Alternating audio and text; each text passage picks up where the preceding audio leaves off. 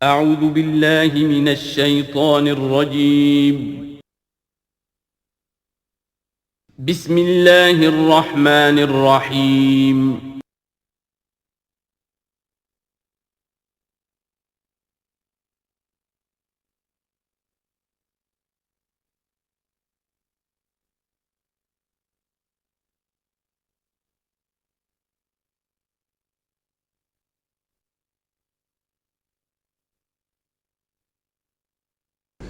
اعوذ باللہ من الشیطان الرجیم بسم اللہ الرحمن الرحیم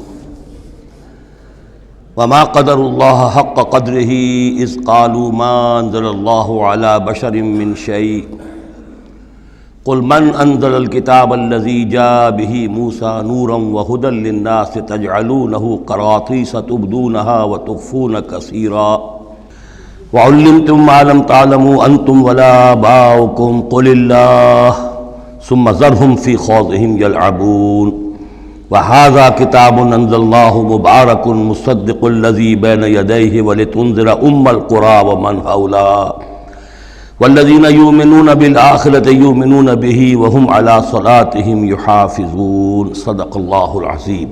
اب اس سورہ مبارکہ میں اس رد و قدح کا ذکر ہو رہا ہے کہ جو یہودیوں کے سکھلانے پڑھانے سے مکے کے کچھ لوگ حضور سے کر رہے تھے۔ اب تک جو گفتگو ہوئی ہے وہ خالص ان کی طرف سے تھی اور انہی کے ساتھ سارا مکالمہ تھا اور محاجہ تھا، لیکن جیسا کہ میں عرض کر چکا ہوں یہ صورتیں جو ہیں سورہ انعام اور سورہ اعراف یہ مکی دور کے آخری زمانے کی ہیں، اور ظاہر ہے کہ اس وقت تک چرچا پہنچ چکا تھا مدینہ منورہ میں بھی حضور کی رسالت اور نبوت کے دعوے کا، اور کان کھڑے ہو چکے تھے اہل کتاب کے یہود کے، تو وہیں سے بیٹھے ہوئے انہوں نے ریشہ دوانیاں کرنی شروع کر دی تھی۔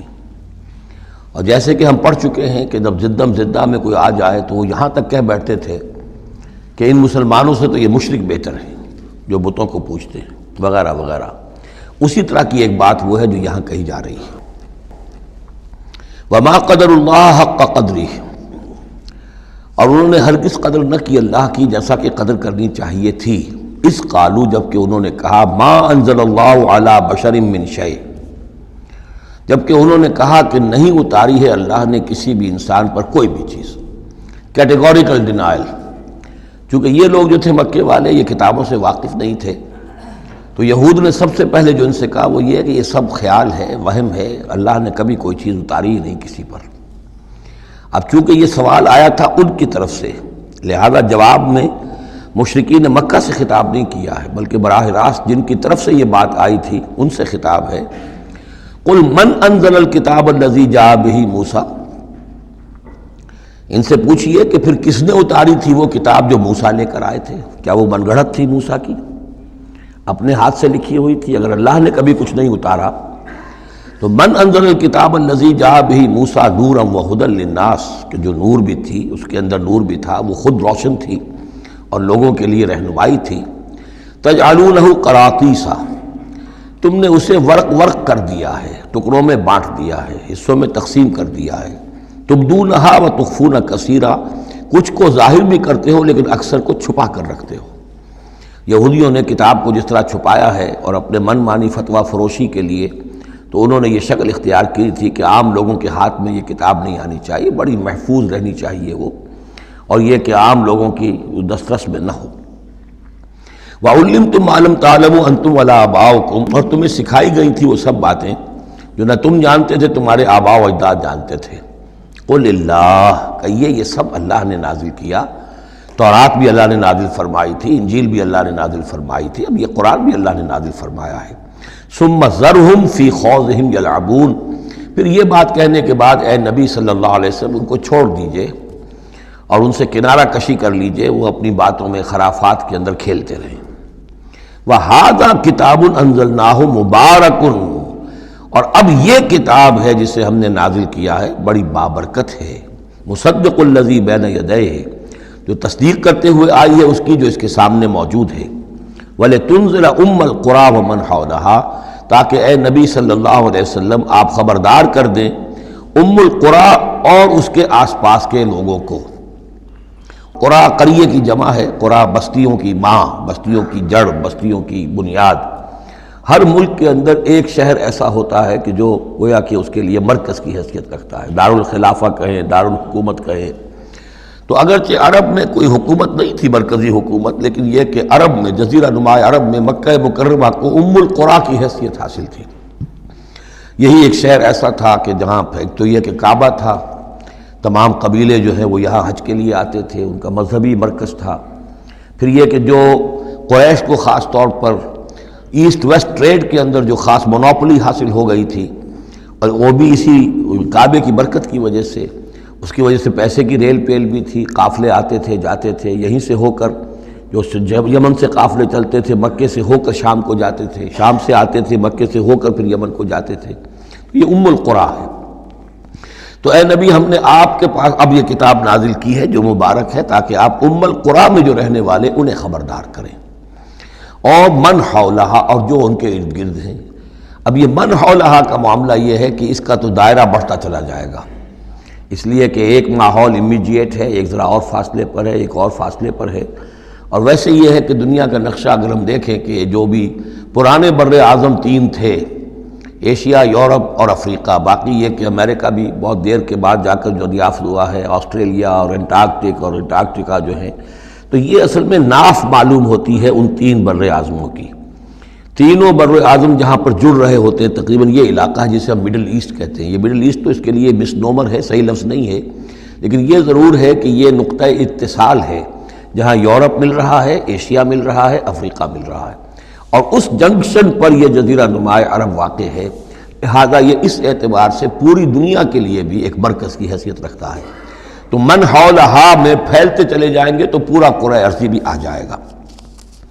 والذین یؤمنون بالآخرۃ یؤمنون بہ، اور وہ لوگ جو آخرت پر ایمان رکھتے ہیں، یعنی یہ کہ ان لوگوں میں سے بھی، مشرکین میں سے بھی، ایک تو وہ جو سرے سے منکر ہیں بعث بعد الموت کے، لیکن جن کے ذہن میں کچھ بھی تصور ہے کہ نہیں ہے، اب جی اٹھنا ہے، جواب دہی ہے، تو پھر یہ ہے کہ وہ اس پر ایمان لے آئیں گے۔ وَهُمْ عَلَىٰ صَلَاتِهِمْ يُحَافِظُونَ، اور وہ اپنی نمازوں کی حفاظت کرنے والے ہیں۔ اس میں اشارہ ہو رہا ہے کہ لوگ ایمان لے آئے ہیں، آخر مکے ہی میں سے تھے نا تمام صحابہ کرام مہاجرین۔ وَمَنْ أَظْلَمُ مِمَّنِ افْتَرَىٰ عَلَى اللَّهِ كَذِبًا، اس سے بڑھ کر ظالم کون ہوگا جس نے اللہ پر کوئی بات گھڑ کر منسوب کر دی، نمبر ایک۔ اور نمبر دو، أَوْ قَالَ أُوحِيَ إِلَيَّ وَلَمْ يُوحَىٰ إِلَيْهِ شَيْءٌ، اسی طرح اس شخص سے بڑھ کر ظالم کون ہوگا جو یہ کہے کہ مجھ پر وحی کی گئی ہے جبکہ اس پر کوئی وحی نہ کی گئی ہو۔ یعنی یہ دونوں باتیں برابر کے گناہ ہیں شناعت کے اعتبار سے، اللہ کی طرف کوئی شے منسوب کر دینا یا یہ کہنا کہ مجھ پر کوئی شے وحی کی گئی ہے، یہ دونوں باتیں برابر کی ہیں۔ تو ذرا سوچو کہ جو محمد صلی اللہ علیہ وسلم تمہارے سامنے موجود ہیں، کیا ان کی سیرت و کردار کی کوئی مناسبت ہے؟ ان کی زندگی کے اندر کوئی اور پہلو تم دیکھتے ہو ایسا کہ جو اتنے بڑے بڑے گناہوں کے ارتکاب کی بھی ان سے توقع رکھتے ہو؟ وَمَنْ قَالَ سَأُنزِلُ مِثْلَ مَا أَنزَلَ اللَّهُ، ایک اور تیسری بات ہے، جو یہ کہے کہ میں بھی اتار سکتا ہوں جیسا کہ اللہ نے اتارا ہے، حالانکہ اس کا جیسا کہ قرآن مجید میں بار بار چیلنج آیا ہے، لیکن یہ کہ اس کا مقابلہ کسی نے نہیں کیا، پھر بھی یہ کہ زبان میں یہ الفاظ کہہ دینے کی حد تک کسی نے بکواس کر دی ہوگی۔ وَلَوْ تَرَىٰ إِذِ الظَّالِمُونَ فِي غَمَرَاتِ الْمَوْتِ، اور کاش کہ تم دیکھ سکتے ہیں جبکہ یہ ظالم موت کی سختیوں میں ہوں گے، نزع کے عالم میں ہوں گے، وَالْمَلَائِكَةُ بَاسِطُو أَيْدِيهِمْ، اور فرشتے اپنے ہاتھ آگے بڑھا رہے ہوں گے، اخرجوا انفسکم، نکالو اپنی جانیں، اليوم تجزون عذاب الہون بما کنتم تقولون علی اللہ غیر الحق، آج تمہیں نہایت اہانت آمیز سزا دی جائے گی، عذاب دیا جائے گا بسبب اس کے جو تم کہتے رہے تھے اللہ کی طرف منسوب کر کے ناحق باتیں، وَكُنْتُمْ عَنْ آيَاتِهِ تَسْتَكْبِرُونَ، اور تم اللہ تعالیٰ کی آیات سے استکبار کر کے اعراض کرتے رہے تھے۔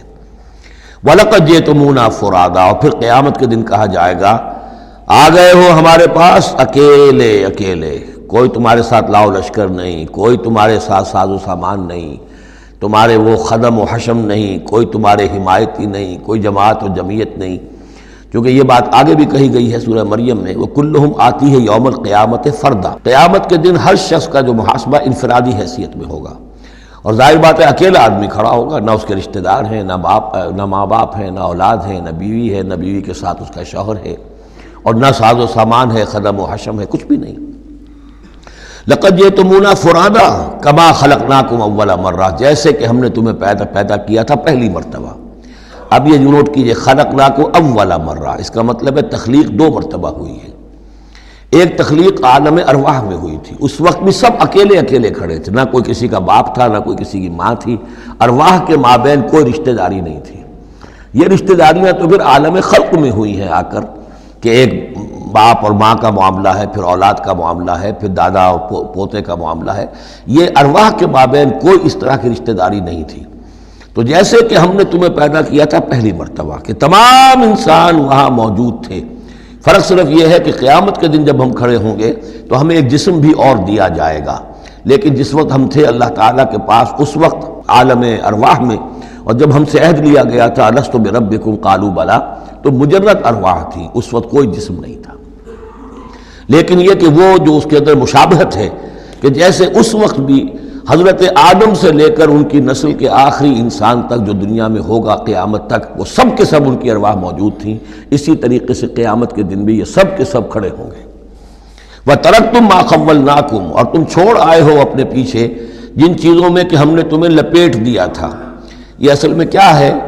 میری ایک انا ہے، میری ایک روح ہے، وہ میرے جسم میں لپٹی ہوئی ہے۔ پہلا غلاف تو یہ جسم ہے، پھر اس غلاف کے اوپر کپڑوں کا غلاف ہے، کپڑوں کے اوپر پھر مکان کا غلاف ہے۔ ہم غلاف در غلاف جو ہے، ہماری جو اصل حقیقت ہے، وہ جو اصل نفس الامری ہے ہماری روح، وہ در حقیقت ان غلافوں میں لپٹی ہوئی ہے۔ تو جو بھی غلاف ہم نے تم پر چڑھا دیے تھے وہ سب چھوڑ آئے ہو، وراء ظہورکم، اپنے پیچھے۔ وما نرى معكم شفعاءكم الذين زعمتم انهم فيكم شركاء، اور ہم دیکھ نہیں رہے تمہارے ساتھ کہ تمہارے وہ سفارشی نہیں آئے جن کے بارے میں تمہیں گھمنڈ ہو گیا تھا کہ وہ تمہارے معاملے میں شریک ہیں، سفارش کریں گے، تمہیں بچا لیں گے، چھڑا لیں گے ہمارے محاسبے سے، ہماری پکڑ سے۔ لقد تقطع بینکم، اب تمہارے مابین سارے رشتے ٹوٹ چکے۔ یعنی چاہے انہوں نے حضرت مسیح کو سمجھا ہو شفاعت کرنے والا، تو مسیح بھی اعلان برات کریں گے کہ میرا تم سے کوئی تعلق نہیں ہے، میں کوئی تمہاری شفاعت نہیں کر سکتا۔ کسی نے شیخ عبد القادر جیلانی کو سمجھا ہو تو وہ بھی اعلان برات کریں گے۔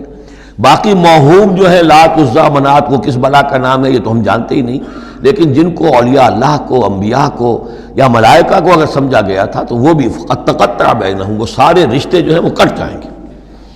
قد تقطع بینکم وضل عنکم ما کنتم تزعمون، اور اب سب ہوا ہو گئی ہیں، وہ چیزیں گم ہو گئی ہیں، تم سے جاتی رہیں جن کا کہ تم زوم کیا کرتے تھے، جن کے سہارے پر تم حرام خوریاں کر رہے تھے۔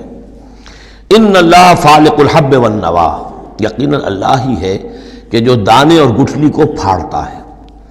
دیکھیے عالم خلق کے اندر کیا شکل ہو رہی ہے کہ دانہ زمین میں ڈالا آپ نے، وہ پھٹتا ہے، اس میں سے دو کونپلیں سی نکلتی ہیں، یا آم کی گٹھلی ہے زمین میں دبائی ہے، گٹھلی پھٹے گی، اس میں سے دو پتے نکلیں گے۔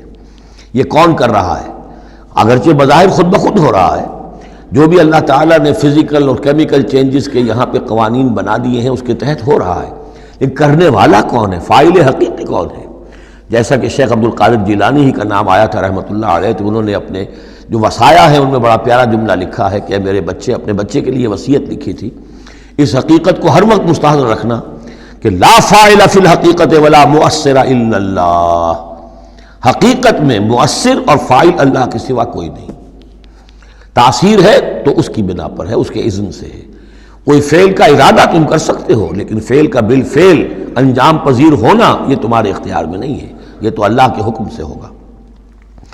ان اللہ فالق الحب والنوا، یقیناً اللہ ہی ہے پھاڑنے والا دانے اور گٹھلی کا۔ یخرج الحی من المیت ومخرج المیت من الحی، وہ نکالتا ہے زندہ کو مردہ میں سے، اور وہ نکالنے والا ہے مردہ کو زندہ میں سے۔ مخرج المیت من الحی ذالکم اللہ فانا توفقون، وہ ہے اللہ، لیکن تم کدھر بچلے جا رہے ہو، کدھر تم الٹے جا رہے ہو، اس اللہ کو پہچانو۔ فالق الاصباح، اب یہ فلق دوسرا بھی ہے، وہ ہے صبح کا پھاڑنے والا، رات کی سیاہی کا پردہ چاک کر کے سپیدہ سحر کو نمودار کرنے والا۔ یہ بھی خود بخود ہو رہا ہے، زمین کی گردش ہے جو بھی ہے اس کے تحت ہو رہا ہے، لیکن یہ بھی یہ نہ سمجھیں کہ یہ بھی اللہ تعالیٰ کے تصرف کے بغیر اور اس کی تدبیر کے بغیر ہے، بلکہ یہی ہوگا فالق الاصباح، صبح کی روشنی کا پھاڑنے والا۔ وجعل اللیل سکنا والشمس والقمر حسبانا، اب دیکھیے یہ ہے وہ آلاء اللہ جن کے حوالے سے اللہ کی عظمت، اللہ کی صفات، اللہ کی قدرت، ان سب چیزوں کو نمایاں کیا جا رہا ہے۔ التذکیر بآلاء اللہ۔ وجعل اللیل سکنا، اس نے بنا دیا ہے رات کو سکون کی جگہ، سکون کا وقت۔ والشمس والقمر حسبانا، اور سورج اور چاند کو اس نے بنا دیا حساب کے لیے، وہ حساب کا ایک نظام ہے جس کے تحت چل رہے ہیں، اسی سے دن وجود میں آ رہے ہیں، رات وجود میں آ رہی ہے، اسی سے مہینے وجود میں آ رہے ہیں۔ ذالک تقدیر العزیز العلیم، یہ اندازہ ہے مقرر کیا ہوا اس ہستی کا جو العزیز ہے اور العلیم ہے، زبردست ہے اور سب کچھ جاننے والی ہے۔ وَهُوَ الَّذِي جَعَلَ لَكُمُ النُّجُومَ لِتَهْتَدُوا بِهَا فِي ظُلُمَاتِ الْبَرِّ وَالْبَحْرِ، اور وہی ہے کہ جس نے ستاروں کو بنا دیا ہے تمہارے لیے کہ ان سے تم راستہ پاؤ۔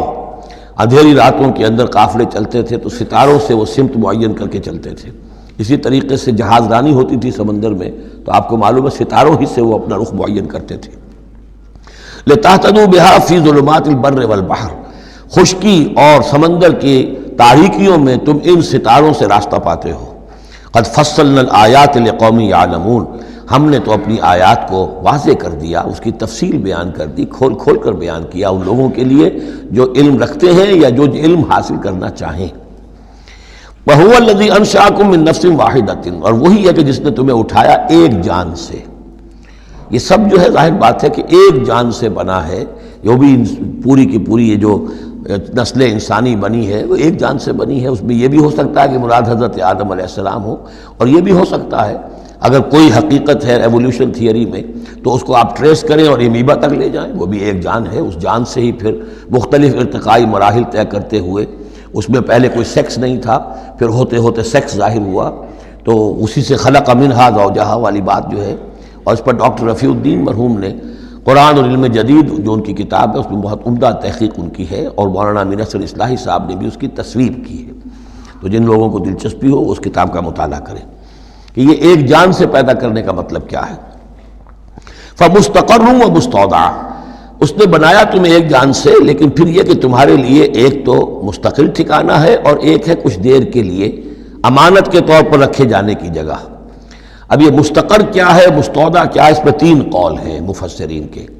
پہلا قول تو یہ ہے کہ مستقر تو ہے دنیا جہاں ہم آئے ہیں، لیکن مستودع کیا تھا، تھوڑی دیر کے لیے جو میں رہا ہوں اپنی والدہ محترمہ کے بطن میں رہا ہوں، تو وہ رحم مادر جو ہے وہ مستودع تھا، کچھ دیر کے لیے وہاں امانتاً انسان رہتا ہے اور پھر وہ دنیا میں آتا ہے، وہ مستقر ہے۔ دوسری رائے یہ ہے کہ مستقر تو آخرت ہے اور قبر ہے مستودع، قبر میں رکھا جاتا ہے انسان کو، اور یہ گویا کہ عالم برزخ جو ہے یہ عارضی ودیعت کرنے کی جگہ ہے، عارضی طور پر امانتاً رکھنے کی جگہ ہے، پھر جانا ہے۔ مستقر جو ہے وہ آخرت ہے۔ تیسری رائے یہ ہے کہ مستقر آخرت ہے اور مستودع دنیا ہے، دنیا میں جو وقت ہم گزار رہے ہیں یہ آخرت کے مقابلے میں بہت ہی عارضی ہے، اس حوالے سے اسے بھی کہا جا سکتا ہے کہ یہ بہت ہی عارضی سی امانت کی جگہ ہے۔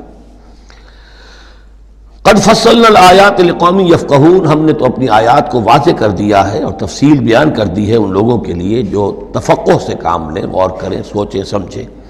وَهُوَ الَّذِي أَنزَلَ مِنَ السَّمَاءِ مَاءً، اور وہی ہے کہ جس نے اتارا ہے آسمان سے یا بلندی سے پانی۔ فَأَخْرَجْنَا بِهِ نَبَاتَ كُلِّ شَيْءٍ، پھر ہم نے نکال دیا اس کے ذریعے سے ہر شے کی نباتات، اگنے والی ہر شے جو ہے نباتات زمین سے نکالی۔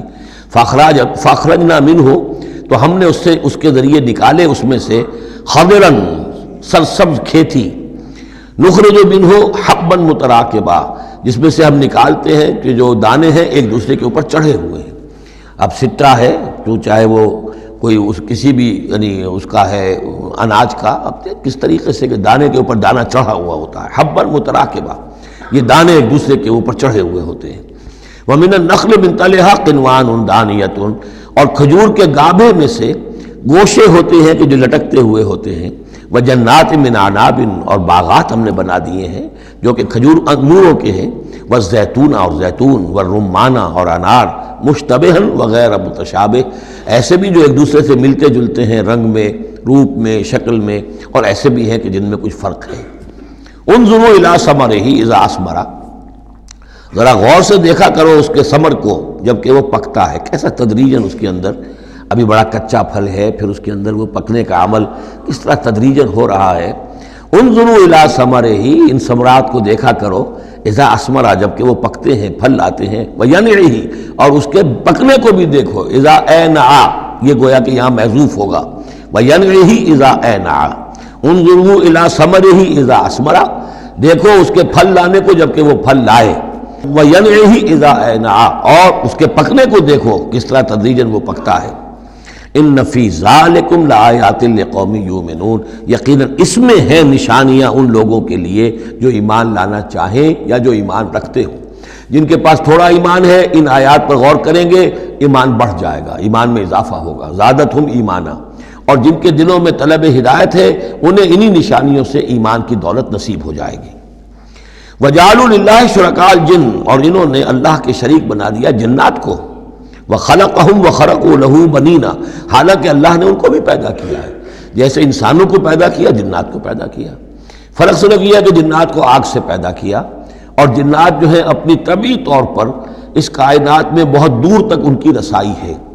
ہم جہاں بڑے بڑے راکٹ جو ہیں بلینز اور بلینز آف ڈالرز کے لیے ایک بناتے ہیں، اور پھر اس کی ایک جو ہم گاڑی بنائی ہے اور وہ جاتی ہے اور دوڑتی ہے اور آتی ہے، شٹل ہے، اور اس پر کتنا پیسہ خرچ ہوتا ہے، یہ تمام جو ہے جنات کے لیے یہ سارا علاقہ ان کی آمد و رفت کے لیے وہ اپنی طبعی صلاحیت کے بنا پر جاتے آتے رہتے ہیں، جس میں کہ ہمیں جانے کے لیے یہ ساری کچھ ایجادات جو ہیں وہ کرنی پڑی ہیں۔ لیکن یہ کہ بہرحال وہ بھی ہیں تو مخلوق، جیسے کہ فرشتے ان سے بھی آگے کی شے لیکن ہیں وہ بھی مخلوق، فرشتے بھی مخلوق ہیں، جنات بھی مخلوق ہیں، انسان بھی مخلوق ہیں۔ وجعلوا للہ شرکاء الجن، انہوں نے شریک بنا دیا جنات کو اللہ کے ساتھ، وخلقہم اس نے ان کو پیدا کیا ہے، وخرقوا لہ بنین وبنات، اور اس کے لیے انہوں نے گھر لیے ہیں بیٹے اور بیٹیاں۔ حضرت عیسیٰ کو بیٹا بنا دیا گیا، حضرت عزیر کو بیٹا بنا دیا گیا، اور اللہ تعالیٰ کی فرشتوں کو کہہ دیا گیا وہ بیٹیاں ہیں، بغیر علم، بغیر اس کے کہ کوئی علمی سند ہو، کوئی بنیاد ہو، کوئی دلیل ہو۔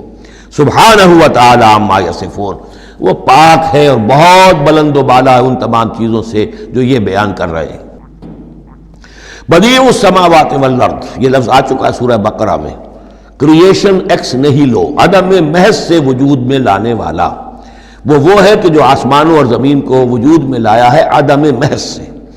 انا یکون لہ ولد، اس کے اولاد کیسے ہو سکتی ہے، ولم تکن لہ صاحبہ، جبکہ اس کی کوئی بیوی نہیں، کوئی جورو نہیں، تو اولاد کیسے ہو جائے گی۔ وخلق کل شیء، اور اس نے تو ہر شے کو پیدا کیا ہے، ایک خالق ہے باقی سب مخلوق ہیں، وہو بکل شیء علیم، اور وہ ہر چیز کا علم رکھتا ہے، اس کی مخلوقات میں سے کوئی شے اس کی نگاہوں سے ایک لمحے کے لیے بھی اوجھل نہیں ہے۔ ذالکم اللہ ربکم، وہ ہے اللہ تمہارا رب۔ اصل میں یہ انداز سمجھ لیجئے کہ چونکہ جو یہ مشرکین مکہ اور عرب تھے وہ اللہ کو مانتے تو تھے، اصل میں اس کی صفات کمال، اس کی قدرت، اس کی عظمت، اس کے بارے میں ان کا ذہن کچھ جو ہے محدود ہو گیا تھا، ورنہ اللہ کے منکر تو وہ نہیں تھے۔ ذالکم اللہ ربکم، دیکھو جس اللہ کو تم مانتے ہو وہ ہے وہ اللہ جس کی یہ شان ہے، تم نے اس کی اصل حقیقت کو نہیں پہچانا، تم نے اس کو جو ہے بہت ہی کمزور اور ضعیف سی کوئی شخصیت سمجھا ہے کہ جس کے اوپر کوئی دباؤ ڈال کر بھی اپنی بات منوا لے گا۔ تم نے سمجھا جیسے کہ تمہاری کوئی بچی آ جائے اور تم سے کچھ چیز مانگے تو اگر تم دے سکتے ہو تو ضرور دے دیتے ہو، ایسے ہی اس کی بچیاں بھی ہیں، یہ فرشتے جو ہیں جس کی سفارش کریں گی وہ جو ہے سب کو بخش دیے جائیں گے۔ یہ تم نے اپنے اوپر جو ہے قیاس کر لیا ہے اللہ تعالیٰ کو، اس کی قدرت، اس کی عظمت، اس کا وراء الورا ہونا، اس کا بکل شیء علیم ہونا، اس کا علی کل شیء قدیر ہونا، اس کا ہر جگہ پر موجود ہونا، اس کا تم تصور نہیں کر پا رہے۔ ذالکم اللہ ربکم، وہ ہے اللہ تمہارا رب جس کو ہم اس طرح بیان کر رہے ہیں۔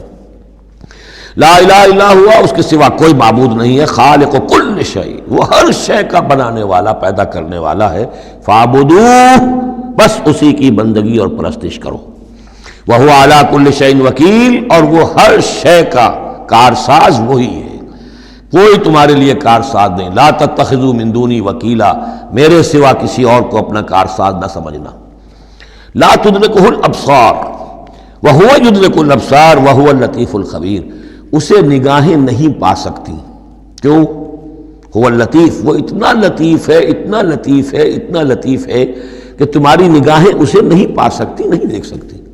لا تدرکہ الابصار وہو یدرک الابصار، وہ تمہاری نگاہوں کو پا لیتا ہے، جو اس لیے کہ وہ خبیر ہے، وہ باخبر ہے۔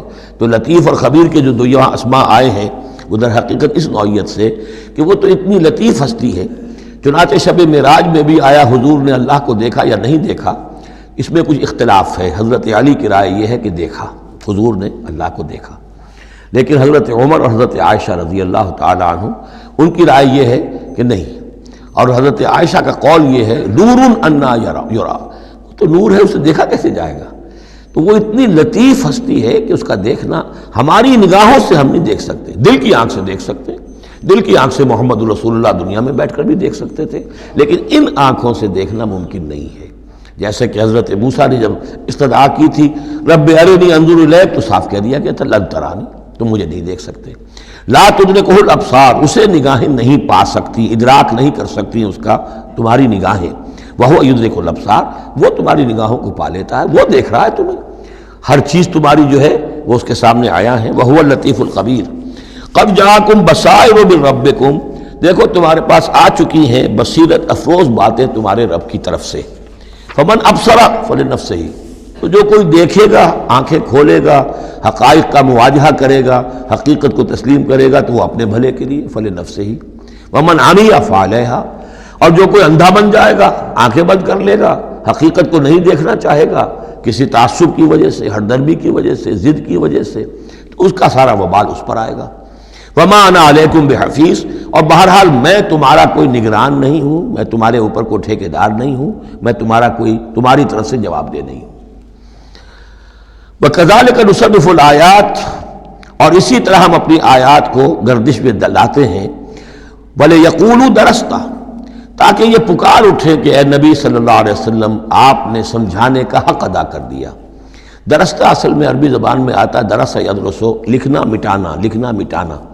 جیسے بچے شروع میں جب کوئی تعلیم حاصل کرتے ہیں تو تختی ہے، تختی لکھی پھر دھو دی، پھر لکھی پھر دھو دی۔ اب تو خیر تختی وقتی شاید آج لوگوں کے ذہنوں سے نکل گئی ہوں گی باتیں، آج کا بچہ کیا سمجھے گا تختی کس بلا کا نام ہے؟ یا سلیٹ ہوتی تھی، اب اس میں کچھ کیا پھر دھو دیا، پھر کچھ لکھا پھر صاف کر دیا۔ تو یہ ہے کہ کسی کو پڑھانے کے لیے تدریجاً بار بار درستہ، اے نبی آپ نے خوب بار بار ہر طرح سے، ہر اعتبار سے، ایک پھول کا مضمون ہے تو 100 رنگ سے باندھوں، آپ نے بات سمجھا دی۔ وَلِنُبَيِّنَهُ لِقَوْمٍ يَعْلَمُونَ، تاکہ واضح کر دیں ہم اس کو ہر طرح سے ان لوگوں کے لیے جو علم حاصل کرنا چاہیں یا جو علم رکھتے ہیں۔ اتَّبِعْ مَا أُوحِیَ إِلَیْکَ مِن رَبِّکَ، اب دیکھیے یہاں پر میں نے آپ سے کہا تھا کہ بار بار حضور سے خطاب آئے گا، لیکن یہ خطاب صرف حضور سے نہیں ہوتا، یہ حضور کی وساطت سے امت کے لیے بھی، اہل ایمان کے لیے بھی۔ لیکن مکی صورتوں میں آپ کو 2/3 قرآن میں براہ راست خطاب مسلمانوں سے بہت کم ملے گا، شاذ۔ یہ خطاب جو ہے چونکہ جب امت کی شکل بنی ہے مسلمانوں کی، وہ تحویل قبلہ کی بات بنی، اب امت ہے۔ کذالک جعلناکم امۃ وسطا لتکونوا شہداء علی الناس ویکون الرسول علیکم شہیدا، پھر خطاب، پھر تو ایک سورہ حجرات جو ہے 18 آیتیں 5 دفعہ یا ایھا الذین آمنوا یا ایھا الذین آمنوا یا ایھا الذین آمنوا یا ایھا الذین آمنوا، لیکن یہ کہ آپ کو اتنی لمبی لمبی صورتوں میں یا ایھا الذین آمنوا ملے گا ہی نہیں۔ اہل ایمان سے بھی جو کہا جا رہا ہے وہ حضور سے واحد کے صیغے میں، اتبع ما اوحی الیک من ربک، پیروی کرو اس کی جو وحی کیا جا رہا ہے آپ کی طرف، آپ کے رب کی طرف سے، اور یہ صرف حضور کو نہیں، سب کے لیے۔ لا الہ الا ہوا، اس کے سوا کوئی معبود نہیں، وَأَعْرِضْ عَنِ الْمُشْرِكِينَ، اور ان مشرکوں سے ذرا کنارہ کشی کیجئے، ذرا اپنا چہرہ ان کی طرف سے آپ پھیر لیجئے، زیادہ ان کے حال پر توجہ نہ دیجئے۔ وَلَوْ شَاءَ اللَّهُ مَا أَشْرَكُوا، اگر اللہ چاہتا تو یہ شرک نہ کرتے، اگر اللہ کو جبر ہی اختیار کرنا ہوتا اپنا اور بالجبر ان کو ایمان پر لانا ہوتا تو سب کو ایمان پر لے آتا۔ وَمَا جَعَلْنَاكَ عَلَيْهِمْ حَفِيظًا، اور دیکھیے اے نبی ہم نے آپ کو ان پر داروغہ، نگران، ذمہ دار، ٹھیکیدار نہیں بنایا ہے، آپ کا کام ہے حق کو واضح کر دینا۔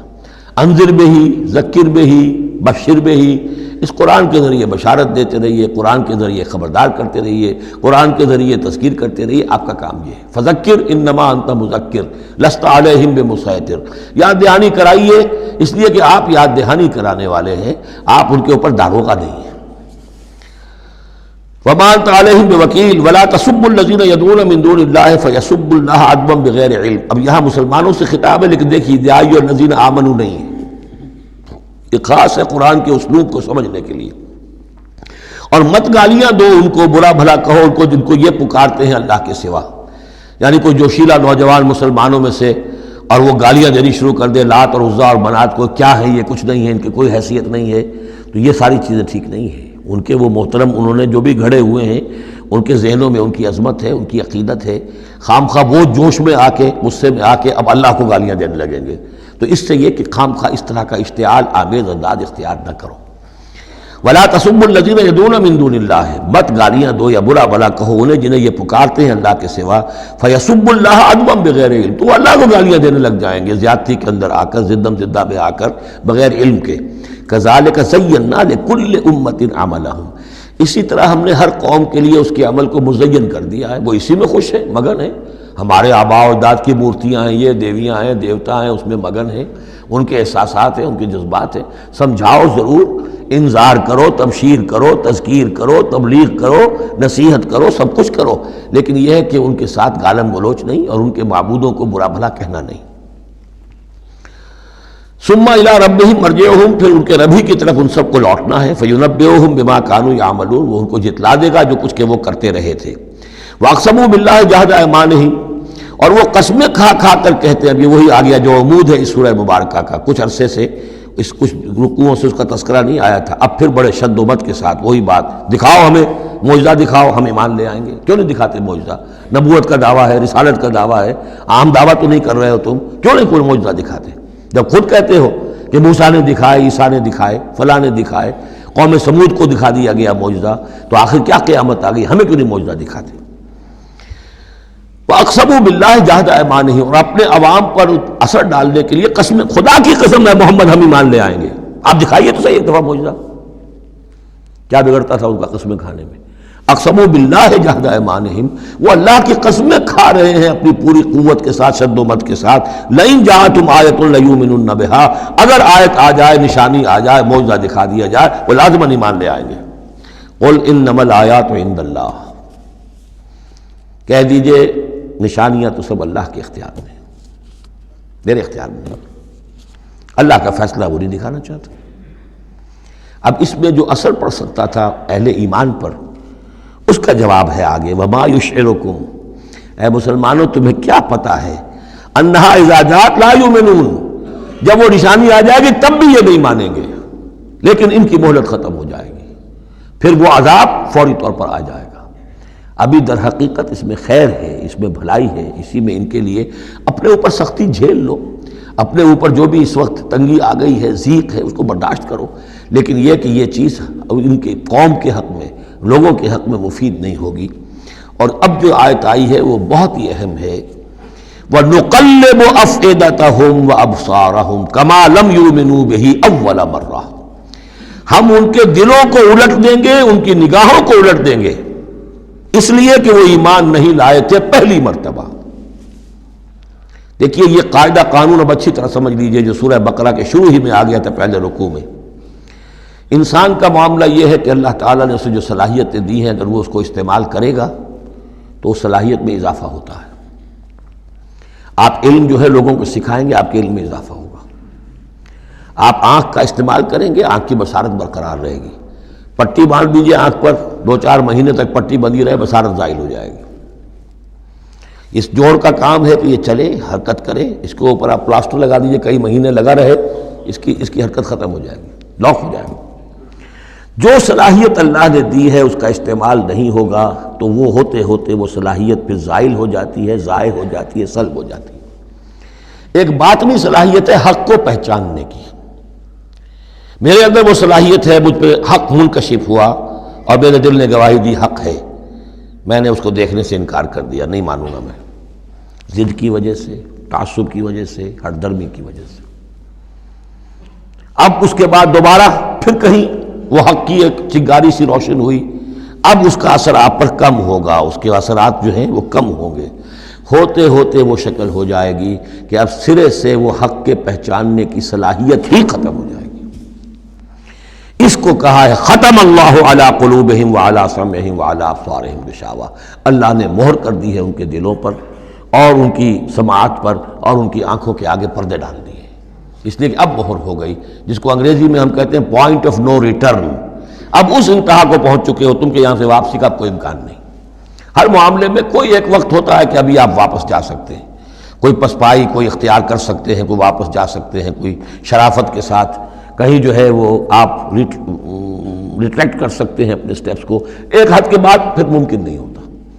اسی کو یہاں کہا ہے کہ چونکہ جب پہلی مرتبہ حق ان پر منکشف ہو گیا، اللہ نے حجت قائم کر دی، حق منکشف ہو گیا، پہچان لیا ان کے دل نے، ان کی روح نے کہ بصیرت باطنی نے کہ یہ حق ہے، تو فوراً مان لیتے تو خیریت تھی۔ چونکہ انہوں نے نہیں مانا تو اب تو ہم ان کے دلوں کو الٹ دیں گے، 100 معجزے بھی دیکھ لیں گے تو یہ ایمان نہیں لائیں گے۔ وَنُقَلِّبُ أَفْئِدَتَهُمْ وَأَبْصَارَهُمْ، ہم الٹ دیں گے ان کے دلوں کو بھی، ان کی نگاہوں کو بھی، کما لم یؤمنوا بہ اول مرہ، جیسے کہ وہ ایمان نہیں لائے تھے پہلی مرتبہ۔ وَنَذَرُهُمْ فِي طُغْيَانِهِمْ يَعْمَهُونَ، ان کو چھوڑ دیں گے اپنی سرکشی کے اندر بڑھتے چلے جائیں۔ یہی وہ لفظ آ گیا جو شروع میں سورہ بقرہ کے آ چکا ہے، باطنی اندھاپا جو ہے، ایک ہے عین میم یہ آنکھوں کا اندھا ہو جانا، ایک ہے عین میم ہے دل کا اندھا ہو جانا۔ ہم چھوڑ دیں گے یہ باطنی جو ان کی ذہنی، نفسیاتی اور اخلاقی جو ان کی گمراہیاں ہیں اور جو اندھیارے ہیں ان میں بھٹکتے ہوئے چھوڑ دیں گے۔ وَلَوْ أَنَّنَا نَزَّلْنَا إِلَيْهِمُ الْمَلَائِكَةَ، اب پھر خطاب ہو رہا ہے، اگر ہم ان کے اوپر فرشتے اتار دیتے، یعنی ان کو جو یہ کہہ رہے ہیں کہ فرشتہ آیا، فرشتوں کی فوجیں اتار سکتے ہیں، دکھا سکتے ہیں کہ فرشتہ آسمان سے اتر رہا ہے۔ وَكَلَّمَهُمُ الْمَوْتَى، اور خواہ ان سے موت مردہ جو ہے قبروں سے نکل کر بات کرتے ہیں۔ وَحَشَرْنَا عَلَيْهِمْ كُلَّ شَيْءٍ قُبُلًا، اور ہر چیز ہم لا کر ان کے سامنے رو کر دیتے، جمع کر دیتے۔ مَا كَانُوا لِيُؤْمِنُوا إِلَّا أَن يَشَاءَ اللَّهُ، تب بھی یہ نہیں ہے ایمان لانے والے الا یہ کہ اللہ چاہے۔ تو اللہ چاہے اور کسی کے اندر اس کی اگر طلب ہے تو اللہ تعالیٰ ان معجزوں کے بغیر بھی لوگوں کی آنکھیں کھول رہا ہے۔ جو ایمان لائے ہیں وہ معجزے دیکھ کر تو نہیں لائے، وہ طالب حق تھے، انہیں حق جو ہے مل گیا۔ وَلَٰكِنَّ أَكْثَرَهُمْ يَجْهَلُونَ، لیکن ان کی اکثریت جو ہے وہ جاہلوں پر مشتمل ہے، اور جاہل سے مراد جذباتی لوگ جو عقل سے کام نہیں لیتے بلکہ اپنے جذبات کے اندر کے اعلی کار بن جاتے ہیں۔ اگلی آیت جو ہے یہ بھی بہت اہم ہے، ایک فلسفہ دین کے اعتبار سے، بلکہ فلسفہ تحریک، دعوت و تحریک کے اعتبار سے بہت اہم ہے۔ وَكَذَلِكَ جَعَلْنَا لِكُلِّ نَبِيٍّ عَدُوًّا شَيَاطِينَ الْإِنسِ وَالْجِنِّ، اور اسی طرح ہم نے ہر نبی کے دشمن بنا دیے انسانوں اور جنوں میں سے شیطان، ہم نے بنا دیے۔ سوچئے، غور کیجئے، نبی کے لیے تو مدد چاہیے تھی، کیوں شیطان اٹھا دیا اللہ نے ان کے خلاف؟ اس کا فلسفہ بیان ہو رہا ہے۔ اگر کشاکش حق و باطل نہ ہو تو تمیز کیسے ہوگی کون واقعی حق پرست ہے اور کون ایسا ہی، کون واقعی محبت کرتا ہے اللہ سے اور کون دودھ پینے والا مجنوں ہے، وہ نام کا ہی صرف محبت کر رہا اور ایمان کیسے پتہ چلتا؟ یہ تو آزمائش کے لیے ہے دنیا بنائی گئی ہے۔ اگر شر کا وجود ہی نہ ہو، خیر ہی خیر ہو، تو آزمائش کہاں ہوگی؟ لہذا ایک تو ہم کرتے ہیں خود، تندی باد مخالف سے نہ گھبرا ہے عقاب، یہ تو چلتی ہے تجھے اونچا اڑانے کے لیے، یہ تو تمہارے لیے چیلنج ہے، اہل ایمان کے لیے چیلنج ہے۔ ان کے مرتبے اونچے ہوتے ہیں، جو جتنا سفر کر رہا ہے، جو جتنی استقامت دکھا رہا ہے، جو جتنا ایثار کر رہا ہے، اتنے ہی تو اس کے رتبے بلند ہوں گے، ورنہ کیسے حفظ مراتب ہوگا؟ کیسے معلوم گا ہوز ہو کس کا کیا مقام ہے؟ وَكَذَلِكَ جَعَلْنَا لِكُلِّ نَبِيٍّ، ہم نے خود اٹھائے، ہم نے بنائے ہر نبی کے لیے دشمن شیاطین الانس والجن، شیاطین جن و انس، یوحی بعضهم الی بعض زخرف القول غرورا، وہ ایک دوسرے کو اشاروں کنایوں میں وحی سے وہ ایسی باتیں، ملمہ کی ہوئی باتیں، فریب والی باتیں جو ہے وہ کرتے رہتے ہیں، ایک دوسرے کو گمراہ اور کرنے کے لیے، ایک دوسرے کے لیے اور سپورٹ کرنے کے لیے۔ وہ جو جن ہے شیطان، وہ آ کر اس انسان شیطان کے کان میں پھونک مارتا ہے، ابھی ذرا تم اور صبر کرو، ابھی اور دیکھو کہیں تم پھسل نہ جانا، دیکھنا کہیں تم حق کو قبول نہ کر لینا۔ تو یہ ان کا آپس میں جو ہے گٹھ جوڑ، اس لیے کہ ہم نے خود ان کو یہ چھوٹ دی ہے۔ وَكَذَلِكَ جَعَلْنَا لِكُلِّ نَبِيٍّ عَدُوًّا شَيَاطِينَ الْإِنسِ وَالْجِنِّ يُوحِي بَعْضُهُمْ إِلَىٰ بَعْضٍ زُخْرُفَ الْقَوْلِ غُرُورًا وَلَوْ شَاءَ رَبُّكَ مَا فَعَلُوهُ، اور اگر آپ کا رب چاہتا تو وہ یہ نہ کر سکتے۔ ظاہر بات ہے کہ کائنات میں کوئی پتا بھی اللہ کے اذن کے بغیر ہل نہیں سکتا۔ ابو جہل کی کیا مجال تھی کہ حضرت سمیہ کو شہید کر دیتا؟ ہے کون وہ؟ لیکن یہ تو اللہ کی طرف سے اجازت ہے، اس کا ہاتھ شل ہو جاتا، وہ ہاتھ جو اٹھا ہے برچا لے کر ان کی شرمگاہ میں مارنے کے لیے، تو کیا وہ ہاتھ وہیں کا وہیں شل نہ ہو جاتا اللہ کے حکم سے؟ لیکن نہیں، اذن رب ہے، ٹھیک ہے، ہماری اس بندی کو آزما لو جتنا آزمانا ہے، لیکن جتنا تم آزما رہے ہو تمہیں کیا اندازہ ہوگا اس کے رتبے جو ہے ہمارے ہاں کتنے بلند سے بلند تر ہوتے چلے جا رہے ہیں، تم کیا جانو؟ یا لیت قومی یعلمون بما غفر لی ربی وجعلنی من المکرمین، کاش میری قوم کو معلوم ہو جائے، میری بیوی رو رہی ہوگی، میرے بچے رو رہے ہوں گے کہ ہمارا باپ جو ہے وہ شہید کر دیا گیا، کاش وہ جان سکتے کہ مجھے میرے رب نے کیا میرا اعزاز فرمایا ہے، میں یہاں کس عیش و آرام میں ہوں۔ ان کے رونے کا کیا سوال، وہ خوشیاں مناتے۔ تو یہ صورتحال ہے۔ وَلَوْ شَاءَ رَبُّكَ مَا فَعَلُوهُ فَذَرْهُمْ وَمَا يَفْتَرُونَ، تو چھوڑیے آپ ان کو، جو یہ افتراء کر رہے ہیں کرنے دیجئے، یہ ہماری سنت ہے، ہمارا طریقہ ہے، ہمارا فلسفہ یہی ہے۔ وَلِتَصْغَىٰ إِلَيْهِ أَفْئِدَةُ الَّذِينَ لَا يُؤْمِنُونَ بِالْآخِرَةِ وَلِيَرْضَوْهُ وَلِيَقْتَرِفُوا مَا هُمْ مُقْتَرِفُونَ، تاکہ مائل ہو جائیں ان کی طرف ان لوگوں کے دل جو آخرت پر ایمان نہیں رکھتے۔ یہاں دیکھیے اصل میں کیا بات ہے کہ جیسے الیکٹروسس ہوتا ہے، پانی کو الیکٹرولسس جب ہوتا ہے، ایک پازیٹیو ایک نیگیٹو، اب وہ جو آئنز ہیں وہ ادھر ادھر ہو جائیں گے۔ تو اللہ تعالیٰ نے حق و باطل کی کشاکش رکھی ہے، اس کشاکش کا نتیجہ کیا ہے؟ آئونائزیشن ہو جائے گی، حق اور باطل کا جو ہے، حق والے ادھر کو جمع ہو جائیں گے، باطل والے ادھر جمع ہو جائیں گے۔ اور اس کے لیے جو ہے یہ اس معاشرے کے اندر، انسانی معاشرے کے اندر یہ تقسیم، یہ تمییز، جیسے کہ ہم سورہ آل عمران میں پڑھ چکے ہیں، حتی یمیز الخبیث من الطیب، یہ خبیث اور طیب جو ہیں گڈمڈ ہوئے ہیں، یہ آزمائشیں آتی ہیں، تکلیفیں آتی ہیں، امتحانات آتے ہیں، تو خبیث علیحدہ اور طیب علیحدہ، منافق علیحدہ، صاحب ایمان علیحدہ۔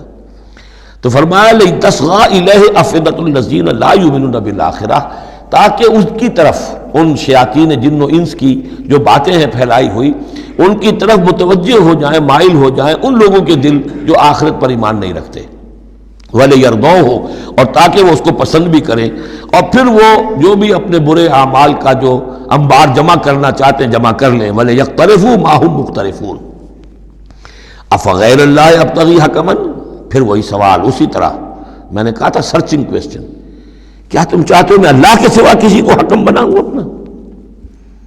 اب پس منظر میں وہ ہے کہ اللہ کو مانتے تھے، تم کیا چاہتے ہو؟ جسے تم مانتے ہو میں نے تو اس کو اپنا رب بنایا ہے، بس باقی جو تم نے گھر لیے ہیں اس کے لیے کوئی سند ہو تو پیش کر لو، تو میں کسی اور کو ماننے کو تیار نہیں۔ ایک جگہ آیا ہے قُلْ إِنْ كَانَ لِلرَّحْمَٰنِ وَلَدٌ فَأَنَا أَوَّلُ الْعَابِدِينَ، اگر اللہ کا کوئی بیٹا ہوتا سب سے پہلے میں پوجتا اس کو، جب میں اللہ کو پوجتا ہوں، اس کی پرستش کرتا ہوں، تو اللہ کے بیٹا ہوتا تو میں کیوں نہ پوجتا اس کو؟ نہیں ہے اللہ کا بیٹا۔ یہ ہے در حقیقت قرآن مجید کا انداز سمجھانے کا، بڑا فطری، اس میں منطق کم اور جذبات سے اپیل ہے، درون بینی انٹراسپیکشن کی طرف دعوت ہے۔ اپنے دل میں جھانکو، ذرا غور کرو، اپنے گریبان میں منہ ڈالو، سوچو، غور کرو، تمہیں خود یہ حقیقتیں جو ہے نظر آ جائیں گی۔ افغیر اللہ ابتغی حکما، تو کیا میں اللہ کے سوا کسی اور کو اپنا منصف اور حکم بنا لوں؟ وَهُوَ الَّذِي أَنزَلَ إِلَيْكُمُ الْكِتَابَ مُفَصَّلًا، جبکہ وہ تو وہ ہے کہ جس نے تمہاری طرف ایک بڑی مفصل کتاب نازل کر دی ہے، کتنی واضح کتاب نازل کر دی ہے۔ وَالَّذِينَ آتَيْنَاهُمُ الْكِتَابَ يَعْلَمُونَ أَنَّهُ مُنَزَّلٌ مِّن رَّبِّكَ، اور جنہیں ہم نے کتاب دی تھی پہلے وہ جانتے ہیں، دلوں میں جانتے ہیں، زبان سے مانے یا نہ مانے، کہ یہ منزل ہے، یہ نازل کی گئی ہے من ربک، آپ کے رب کی طرف سے اے نبی، بالحق، حق کے ساتھ، فلا تکونن من الممترین، تو ہرگز نہ ہو جانا شک کرنے والوں میں۔ وتمت کلمۃ ربک صدقا وعدلا، اور آپ کے رب کی بات تو سچائی اور عدل پر مبنی ہونے کے اعتبار سے درجہ تمام و کمال کو پہنچ چکی ہے۔ تمت کلمۃ ربک، تیرے رب کی بات پوری ہو چکی، مکمل ہو چکی۔ الیوم اکملت لکم دینکم واتممت علیکم نعمتی وتمت کلمۃ ربک صدقا وعدلا، اس کی ہر بات صداقت پر اور ہر بات اس کی عدل پر مبنی ہے، اور اس اعتبار سے وہ نقطہ کمال کو پہنچ چکی ہے۔ لا مبدل لکلماتہ، اس کی باتوں کا کوئی بدلنے والا نہیں۔ وہو السمیع العلیم، وہ سب کچھ سننے والا اور جاننے والا ہے۔ وَإِن تُطِعْ أَكْثَرَ مَنْ فِي الْأَرْضِ يُضِلُّوكَ عَنْ سَبِيلِ اللَّهِ، اور اگر تم پیروی کرو گے زمین میں بسنے والوں کی اکثریت کی تو وہ تو تمہیں اللہ کے راستے سے لازماً گمراہ کر دے گی۔ یہ بڑی اہم آیت ہے قرآن مجید کی جدید جمہوری نظام کی نفی کے لیے۔ جمہوریت ایک طرز حکومت ہے کہ جس میں بندوں کو گنا کرتے ہیں، تولا نہیں کرتے۔ قرآن کہہ رہا ہے زمین کی اکثریت جو ہے، اگر تو فیصلہ کن یہی بات ہے اکثریت کدھر اقلیت کدھر، تو اکثریت تو دنیا میں ہمیشہ باطل پرستوں کی رہی ہے۔ دور صحابہ میں صحابہ کتنے تھے؟ پوری دنیا کی آبادی کے حساب سے گنتی کیجئے، لاکھ میں ایک نہیں بنے گا۔ اس حوالے سے غور کریں۔ ان تطع اکثر من فی الارض یضلوک عن سبیل اللہ۔ اصل بات کیا ہے؟ ہاں ایک جگہ اکثریت آ سکتی ہے، موٹی موٹی باتیں جو دین کی ہیں وہ تو اس بنیاد پر مانی جائیں گی کہ اللہ اور اس کے رسول نے یہ فرمایا ہے، یہ لینڈ مارکس ہیں۔ اس کے اندر اندر مباحات کے درمیان فیصلہ اکثریت کی بنیاد پر کر لیا جائے۔ شراب حرام ہے وہ تو سرو نہیں کی جا سکتی۔ آپ کے ہاں کوئی دعوت ہونی ہے، کوئی تقریب ہے، اب اس میں سوچ رہے ہیں کہ کیا سرو کیا جائے، بھئی شراب تو حرام ہے، اللہ اور اس کے رسول کا حکم ہے، وہ تو سرو نہیں ہو سکتی۔ اب یہ کہ شربت جو ہے روح افزا سرو کیا جائے یا 7 اپ یا اسپرائٹ سرو کیا جائے، یہ مباحات میں سے یا اکثریت کا فیصلہ کر لیجئے، کوئی بات نہیں، جو اکثریت کی رائے ہو۔ لیکن ایبسولوٹ اتھارٹی اکثریت کے پاس، ساورنٹی اکثریت کے پاس، انا للہ و انا الیہ راجعون۔ وَإِن تُطِعْ أَكْثَرَ مَن فِي الْأَرْضِ يُضِلُّوكَ عَن سَبِيلِ اللَّهِ۔ ساورنٹی اللہ کے پاس رہے گی، اس کا حکم اپنی جگہ پر، باقی مباحات کے دائرے میں آپ اکثریت کی رائے پر بھی چل سکتے ہیں۔ إِن يَتَّبِعُونَ إِلَّا الظَّنَّ، یہ نہیں پیروی کر رہے مگر صرف ظن و تخمین کی، اٹکل پچوں کی۔ وَإِنْهُمْ إِلَّا يَخْرُصُونَ، اور یہ نہیں کچھ کر رہے سوائے اس کے کہ کچھ اندازے انہوں نے مقرر کیے ہیں۔ ان ربک هو اعلم من يضل عن سبیلہ، آپ کا رب خوب واقف ہے ان سے کہ جو اس کے راستے سے بھٹک چکے ہیں۔ وهو اعلم بالمہتدین، اور وہ خوب واقف ہے ان سے بھی جو ہدایت کی راہ پر ہیں۔ فَكُلُوا مِمَّا ذُكِرَ اسْمُ اللَّهِ عَلَيْهِ إِن كُنتُم بِآيَاتِهِ مُؤْمِنُونَ، تو کھاؤ ان چیزوں میں سے جن پر اللہ کا نام لیا گیا ہے اگر تم اس کی آیات پر ایمان رکھتے ہو۔ یہ پھر وہی جو عرب کے اندر مشرکوں میں جو جاہلی تصورات تھے، توہمات تھے، تو ان کو پھر رد کرنے کے لیے، بلکہ پھر نہیں کہنا چاہیے، یہ تو مکی صورتیں ہیں، یہ کام تو ہو چکا تھا، باقی یہ کہ وہ تو جو بھی آخری پھر ٹچز تھے وہ سورہ مائدہ وغیرہ میں دیے گئے ہیں۔ وَمَا لَكُمْ أَلَّا تَأْكُلُوا مِمَّا ذُكِرَ اسْمُ اللَّهِ عَلَيْهِ، یہ تم نے جو بنا لی ہیں چیزیں، اب ان کے اوپر چاہے وہ حام اور صائبہ اور یہ وسیلہ اور یہ وہ کوئی شے اللہ نے مقرر نہیں کی ہے، ان کو ذبح کرو، حلال جانور ہے، اونٹ ہے، کچھ اور ہے، اس کو حلال کر سکتے ہو، اللہ کا نام لو اور کھاؤ۔ وَمَا لَكُمْ أَلَّا تَأْكُلُوا مِمَّا ذُكِرَ اسْمُ اللَّهِ عَلَيْهِ وَقَدْ فَصَّلَ لَكُمْ مَا حَرَّمَ عَلَيْكُمْ، جبکہ اللہ تعالیٰ تفصیل بیان کر چکا ہے تمہارے لیے وہ ان چیزوں کی جو حرام کی گئی ہیں۔ یہ سورۃ النحل کے اندر بھی یہ مضمون چونکہ آیا تھا، وہ آگے چل کر پڑھیں گے 14ویں پارے میں، لہذا وہ صورت اس سے پہلے نازل ہوئی ہے، لہذا فرمایا جا رہا کہ وہ تمہارے اوپر اس کی تفصیل پہلے بیان کی جا چکی ہے۔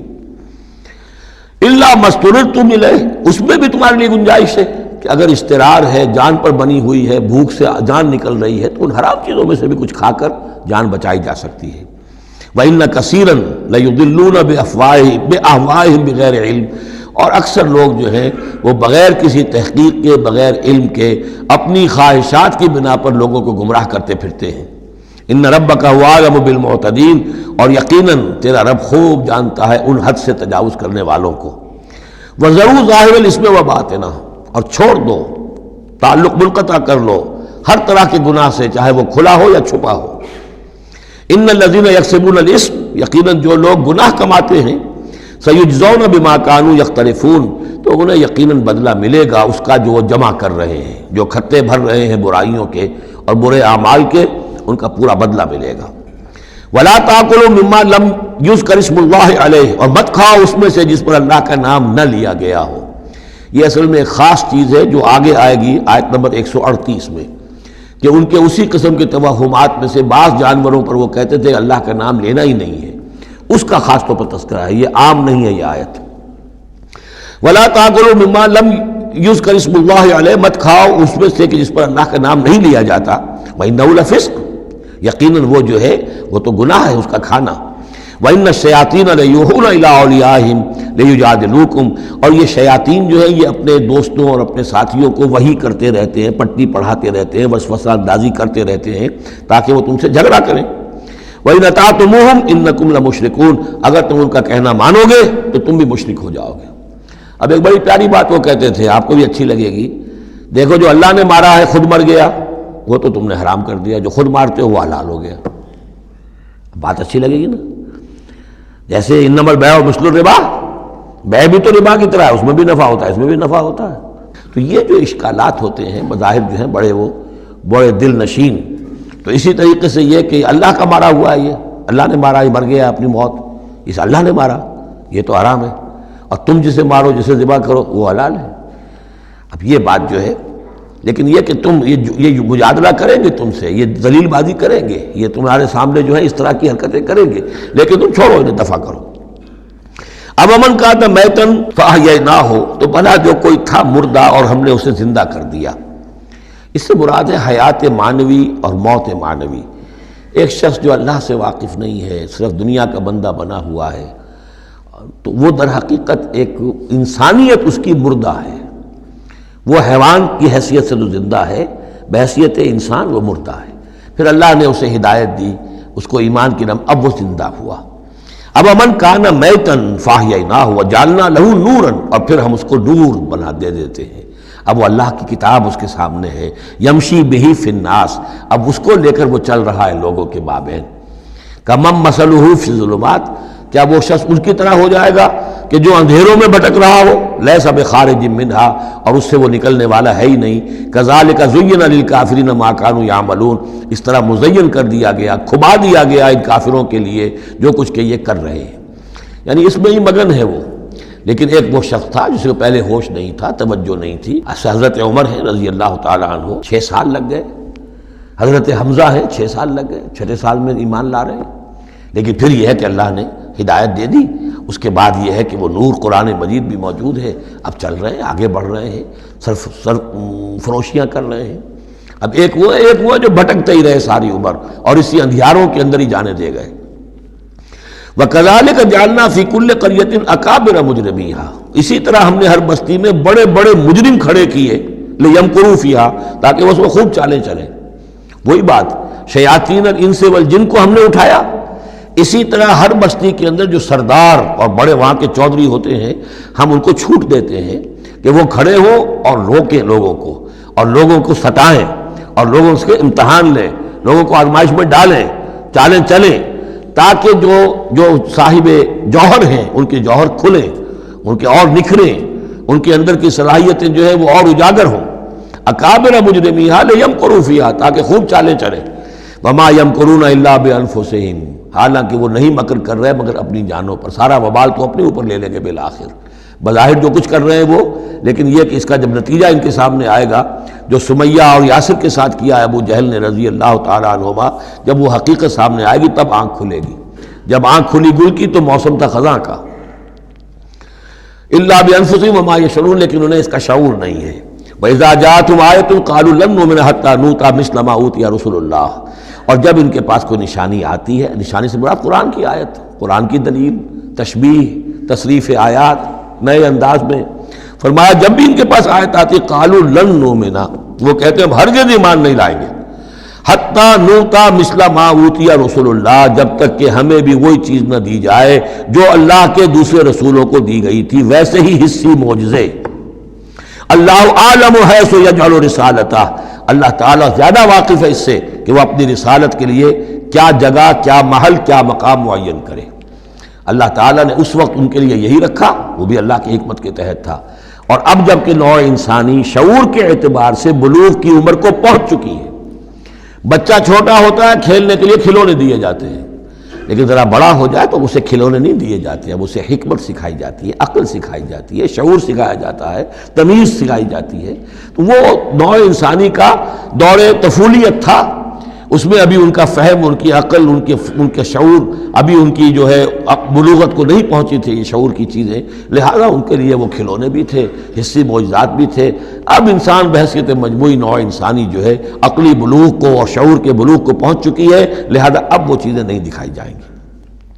اللہ عالم حیث یجعل رسالتہ سیصیب الذین اجرموا صغار عند اللہ، ان قریب پہنچے گی ان مجرموں کو، ان گناہ گاروں کو بہت ہی ذلت اللہ کے ہاں، وعذاب شدید بما کانوا یمکرون، اور سخت سزا اور عذاب ان کی انتاری چال بازیوں کے طفیل کے جو وہ کر رہے ہیں۔ فمن یرید اللہ ان یہدیہ یشرح صدرہ للاسلام، تو اللہ تعالیٰ جس کے لیے بھی چاہتا ہے کہ اس کو ہدایت کے دروازے اس کے لیے کھول دے، اس کے سینے کو اسلام کے لیے کھول دیتا ہے۔ یہ ایک بڑی معنوی حقیقت ہے، اس پہ غور کیجئے گا۔ شرح صدر، الم نشرح لک صدرک، یہ جو حضور کے لیے خاص طور پر شرح صدر جو ہے اللہ تعالیٰ نے ایک بہت بڑے احسان کے طور پر بیان فرمایا، الم نشرح لک صدرک، اس شرح صدر کی ہر مسلمان کو دعا کرنی چاہیے۔ اللہم ربنا نور قلوبنا بالایمان واشرح صدورنا للاسلام، اے اللہ ہمارے دلوں کو تو نور ایمان سے منور فرما دے اور ہمارے سینوں کو اسلام کے لیے کھول دے۔ اس کے معنی کیا ہے؟ اللہ ہمارے اندر وہ باطنی بصیرت پیدا کر دے کہ اسلام کی ہر چیز ہمیں ٹھیک نظر آئے، ہاں یہی تو ٹھیک ہے، یہی تو ہونا چاہیے، منطقی ہے، معقول ہے، کہیں چیز اپرائے گی نہیں۔ انسان کی فطرت جو ہے اتنی مطابقت محسوس کرے گا انسان کہ دیکھنا تقریر کی لذت کہ جو اس نے کہا میں نے یہ جانا کہ گویا یہی میرے دل میں تھا، اس لیے کہ اس کا اپنا سینہ جو ہے اللہ تعالیٰ نے اسلام کے لیے کھول دیا ہے۔ تو یہ شرح صدر جو ہے اللہ تعالیٰ کی طرف سے بہت بڑی نعمت ہوتی ہے۔ فَمَن يُرِدِ اللَّهُ أَن يَهْدِيَهُ، اللہ جس کو ہدایت دینا چاہتا ہے يَشْرَحْ صَدْرَهُ لِلْإِسْلَامِ، اس کے سینے کو اسلام کے لیے کھول دیتا ہے۔ وَمَن يُرِدْ أَن يُضِلَّهُ، اور جس کے بارے میں وہ طے کر دے کہ اس کو تو اب گمراہی ہی پر رکھنا ہے، يَجْعَلْ صَدْرَهُ ضَيِّقًا، اس کے سینے کو تنگ کر دیتا ہے، حَرَجًا، بہت ہی تنگ اندر سے، کأنما یصعد فی السماء، ایسے محسوس کرتا ہے جیسے اسے آسمان پر چڑھنا پڑ رہا ہے، جیسے اونچائی پر چڑھتے ہوئے سانس پھول جاتا ہے، آدمی کو معلوم ہوتا ہے کہ میرا شاید دل دھڑک دھڑک کر باہر ہی نکل آئے گا۔ یہ ہے کہ ان کو حق کا قبول کرنا اتنا مشکل ہو جاتا ہے۔ جس شخص کا کے لیے اللہ تعالیٰ کی طرف سے شرح صدر ہے وہ حق کو قبول کرتا ہے، تکلیف بھی آتی ہے تو بڑی آسانی سے جھیل جاتا ہے، اور ایک وہ ہے کہ ذرا سا امتحان آ گیا تو معلوم ہوا کہ بس قیامت ٹوٹ پڑی، اور اب تو ایک قدم اور اٹھانا جو ہے، اور جس کو ہم کہتے ہیں قدم من بھر کے پاؤں جو ہے من بھر کے ہو گئے، بوجھل ہو گیا انسان، وہ بات نہیں۔ فرمایا کذالک یجعل اللہ الرجس علی الذین لا یؤمنون، اور اسی طریقے سے اللہ تعالیٰ عذاب یا گندگی ڈال دیتا ہے ان پر جو ایمان نہیں لاتے۔ وَهَذَا صِرَاطُ رَبِّكَ مُسْتَقِيمًا، اور یہ ہے تیرے رب کا سیدھا سیدھا راستہ۔ قد فصلنا الآیات لقوم یذکرون، ہم نے اپنی آیات خوب تفصیل سے بیان کر دی ہیں ان لوگوں کے لیے جو تذکر اخذ کرنا چاہیں، نصیحت حاصل کرنا چاہیں، ہدایت حاصل کرنا چاہیں۔ لہم دار السلام عند ربہم، ان کے لیے سلامتی والا گھر ہے ان کے رب کے پاس، جنت کے لیے یہ دوسرا لفظ ہے دار السلام۔ وَهُوَ وَلِيُّهُمْ، وہی ان کا مددگار ہے، پشت پناہ ہے، وہی ان کا حمایتی ہے، ان کا دوست ہے۔ بما کانوا یعملون، بسبب ان کے عمل کے، وہ جو عمل کر رہے ہیں انہوں نے اللہ کی دوستی ارن کی ہے، انہوں نے اپنی قربانیوں سے، اپنے ایثار سے، اپنی محنتوں سے جو جد و جہد کی ہے، جو مشقتیں جھیلی ہیں، تو انہوں نے بما کانوا یعملون، اس کی وجہ سے وہ گویا کہ اللہ تعالیٰ کی دوستی کے مستحق ہو گئے ہیں۔ وَهُوَ وَلِيُّهُمْ بِمَا كَانُوا يَعْمَلُونَ وَيَوْمَ يَحْشُرُهُمْ جَمِيعًا، اور جس دن کہ وہ جمع کرے گا ان کو سب کو، یا معاشر الجن، اللہ تعالیٰ فرمائے گا اے جنوں کی جماعت، قد استکثرتم من الانس، واقعتاً تم نے تو انسانوں میں سے بہتوں کو ہتھیا لیا۔ جو کہا تھا اس بڑے جن نے، عزازیل نے، کہ تو دیکھے گا وما تجد اکثرهم شاکرین، کہ ان کی اکثریت شکر کرنے والی نہیں ہو گئی، تو گویا کہ ایک طرح کا شاباش جو ہے اللہ تعالیٰ کی طرف سے ان کو دی جائے گی۔ یا معاشر الجن قد استکثرتم من الانس، تم نے تو بہت سے انسانوں کو ہتھیا لیا۔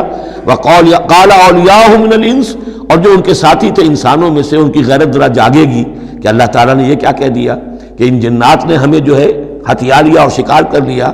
ربنا، وہ یہ کہیں گے ربنا استمتع بعضنا ببعض، پروردگار ہم میں سے بعض نے بعض سے فائدہ اٹھایا، ہم ان سے کام لیتے رہے، یہ ہم سے کام لیتے رہے، ہم نے ان کو موکل بنایا، ان کے ذریعے سے غیب کی خبریں، کہانت کی دکانیں چمکائیں۔ قال اولیاء من الانس ربنا استمتع بعضنا ببعض وبلغنا اجلنا الذي اجلت لنا، اور اب ہم اپنی اس مدت کو پہنچ چکے جو تو نے ہمارے لیے مقرر کر دی تھی۔ قال النار مسواکم، اللہ فرمائے گا اب آگ ہے تمہارا ٹھکانہ، خالدین فیہا الا ما شاء اللہ، اب تم رہو گے اسی میں ہمیشہ ہمیش سوائے اس کے جو اللہ چاہے۔ ان ربک حکیم علیم، یقیناً تیرا رب حکیم اور علیم ہے۔ وکذالک نولی بعض الظالمین بعضا بما كانوا یکسبون، اور اسی طرح ہم ساتھی بنا دیتے ہیں اور ملا دیتے ہیں بعض ظالموں کو بعض ظالموں کے ساتھ ان کے کرتوتوں کی وجہ سے، ان کی کبائی کی وجہ سے۔ بارک اللہ لی ولکم فی القرآن العظیم۔ Subscribe to our channel by clicking the subscribe button. Click the bell button and enjoy the latest uploads from our channel.